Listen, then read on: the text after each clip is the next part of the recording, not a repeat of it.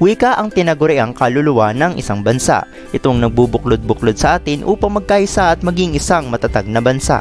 Dito sa ating bayang Sinilangan, ang pambansang wika natin ay Filipino. Ito'y nagmula sa kautosang tagapagpaganap bilang 134 noong taong 1937 ng dating Pangulong Manuel Luis Molina Quezon upang magkaroon ng pambansang wika na siyang sagisag ng pagkakakilanlan ng ating bansa. Ang Tagalog ang naging batayan ng Pilipino sapagkat marami nagsasalita nito at isa pa kung anong bigkas siya rin itong sulat, kaya tinaguriang siya na ama ng wikang pambansa. Naglaon ng maraming panahon. Maraming nagbago sa kalakaran ng ating pananalita. May mga nadagdag na mga salita at mga pauso na tayong mga kabataan lamang ang nakakaalam. Ang nakakalungkot pa nito, tila nalilimutan na ng mga kabataang madla ang ating wika. Ni hindi nila alam kung anong araw at buwan ng bawat taon. Mas nauhumaling na sila sa banyagang wika dahil sa mga idolo nila sa ibang bansa.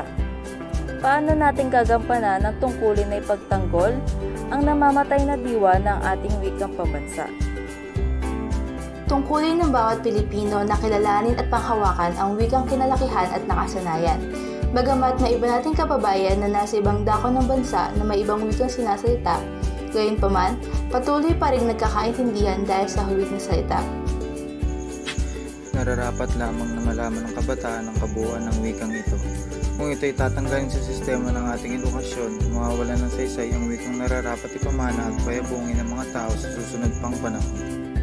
Kaya naman, marapatin at ugaliin natin na sanayin ang sarili sa ating wika. Marami-raming salita sa talastasan na kung minsan pa ay hindi pangkaraniwang sinasambit ng pangkalahatan. Gamitin natin ito sa pang-araw-araw nating buhay, sa bukang liwayway hanggang sa dapit hapon, sa karimlan ng gabi at ang kaliwanagan ng araw, sa bahay, paaralan, opisina at iba pa. Makapangyarihan ng wika dahil ito ang ating sandata sa pakikipagsalastasan. Ito ang magsisilbing tulay sa pagkamit ng tagumpay at kaunlaran. Kaya nararapat lamang na ipagtanggol ang wikang ipinamana ng ating kaninu-ninuan. Isang paalala mula sa Komisyon ng Wikang Filipino, kalipunan ng mga mag-aaral at ng himpilang ito.